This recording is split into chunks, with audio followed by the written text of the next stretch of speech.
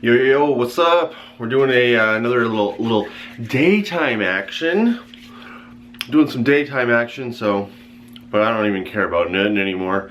Anyways, who are you? I'm CPA Strength. I'm the strongest licensed CPA in the state of Florida. What do you do, CPA Strength? I teach the world accounting through the basics, through the building blocks, through the building blocks, through the building blocks. Before we get into this specific video, I want to point out this card over here, which if you click on it, it'll bring you to the best playlist in the world with accounting. It's my playlist. It's growing, almost every day with new videos. It's the go-to place. I want it to be the resource of the internet for accounting. Anyways, this video, I'm saying, can you see the top of that? Yay. Let's bring this up just a smidgy here, because that was annoying me. Okay. Something looks off about this setup. We'll work on it. It's always a work in progress. This is number 58, Accounting for Beginners. This is my classic series. I'm very proud of this series. It's my classic series. This is number 58. Yeah, I've done 57 of these before, of these Accounting for Beginners. This is Accounting for Beginners, number 58, bank reconciliation. Kind of a big deal. I have gotten some questions on bank reconciliation, so that's why we're doing this video.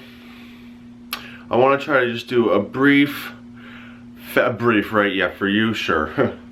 But I wanted to just show why you would need a bank reconciliation, and I think if I can give you the behind the scenes, then maybe we can do an example or two, and I think you'll have the gist of bank reconciliation, especially for beginners like us. We're just doing, this is a beginners, and I'm thinking that you have no idea what bank reconciliation is.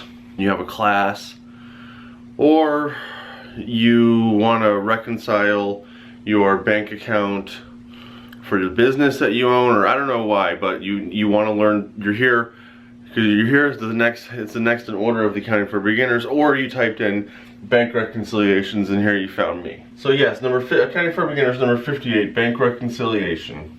I don't know why, but I feel like writing the debit and credit. This is my mapping system, so if you don't know this, you really need to learn. If you're looking for accounting, you really need to know debit, credit, asset, draw, expense, liability, equity, revenue.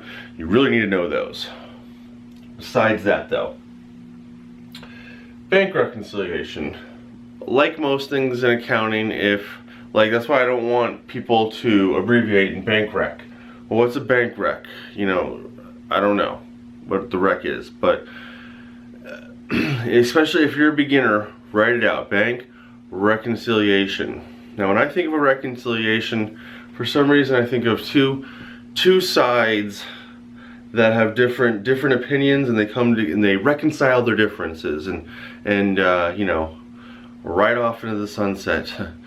But they reconcile, they come together. So there's differences and they come together. That's a reconciliation.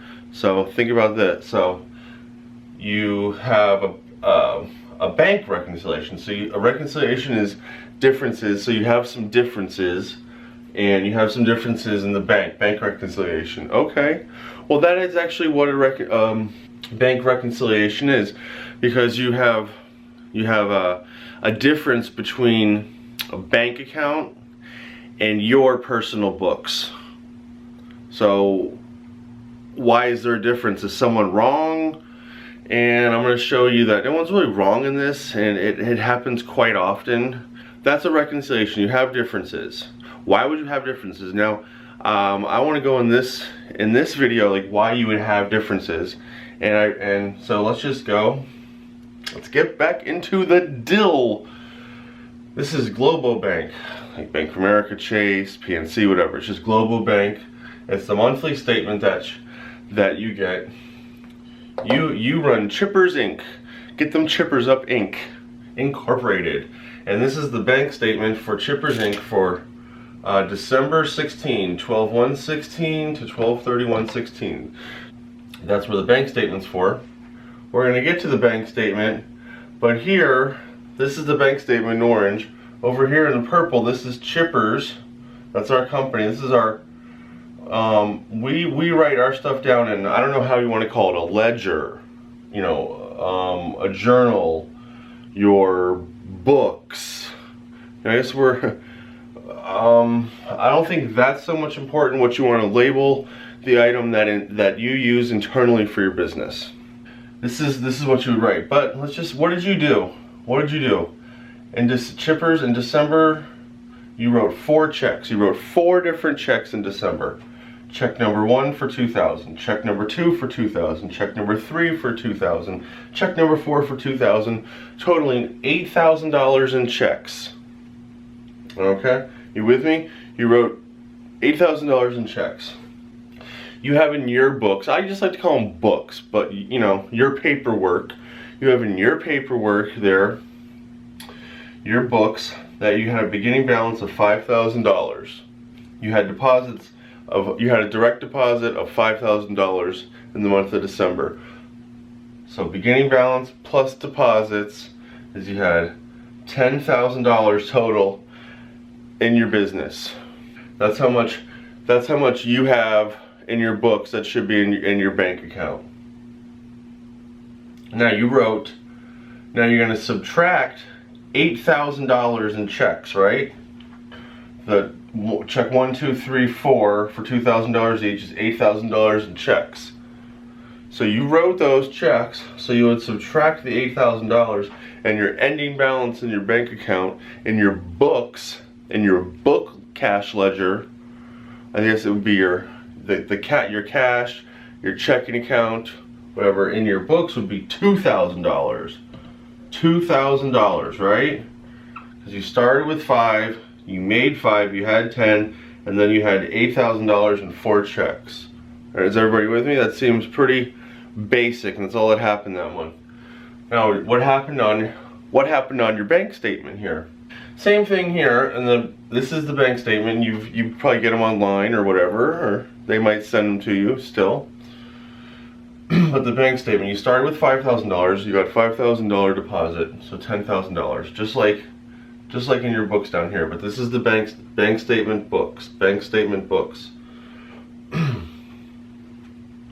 So everything's the same in the bank statement or the books for the December here, except here we get to our difference. There's only checks 1 and checks 2 have been cashed. So there's only $4,000 of checks in the bank statement. So that means you started with $5,000 deposits, so $10,000 total in the bank account, and then you subtract 4 for the checks that have been cashed, and you have an ending. The bank statement has an ending balance of $6,000. The bank statement has an ending of $6,000. Ending balance of $6,000. Your books have an ending balance of $2,000, so there's a difference of $4,000. And there, well, what is the difference? I try to keep it pretty simple. Whoever has check 3, and whoever got issued check 4, never cashed them. So you just wrote a check. Like this is to John and Mike. So you wrote checks for my checkbook, John. 1 check for you, John. 1 check for you, Mike. Now they're going on their way. I don't know what they did to their checks, but until they go to their bank or wherever and they cash it, your global bank statement, the global bank's not going to know about any of these checks until they get cashed. By the time the end of the month came up, 12/31, check number 3 and check number 4 were not cashed. So I hope this makes it clear why you would have a difference, because you would write a check. You know, I think the most common example is you would write a check to somebody and it would not be cashed by the end of the month. And so the bank statement wouldn't know about it, because how would the bank know about it if it's not been cashed? You have a whole book of checks that are blank, you know, so the bank has no idea until you write one out and someone cashes it. That's why you would have a difference. That's why you would need a bank reconciliation. And it's usually not this easy. Like you can't, like you don't usually have way more. Maybe you have 1,000 checks in a month or a period, not just 4. So, and you have outstanding ones from months before, and there's other things like deposits and transfer. There's a bunch of reasons why you might need to reconcile. Why is it important to keep good records? I mean, there's so many different reasons why. I have a few minutes. Let's just take why it would be important to acknowledge. Like why in real life, why you can't just say, oh, I got 6,000, like, how much money do you have? I don't know, let me go online, and online in my bank account says I have $6,000. So that's how much money I have, right? So you have $6,000. How about, let's say hypothetically, you got some good deal over there. Some deal.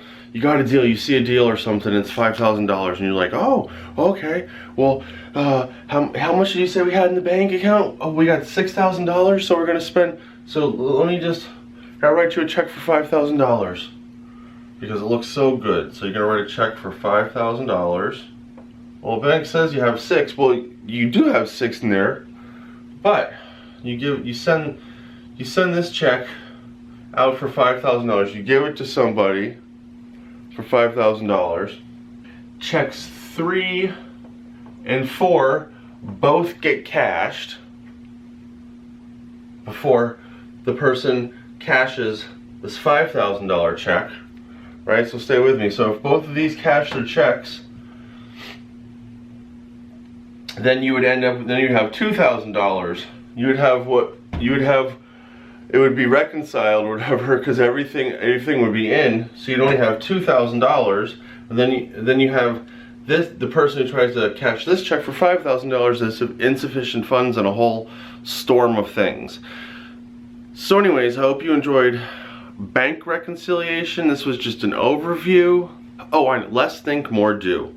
I just want to keep it positive. This was Accounting for Beginners number 58. We're gonna do 59 next. Hope to see you in the next video. If not, well, come on, just come on. Anyways, have a great day, evening, night, whatever it is. Stay positive, chase your dreams. Let's go.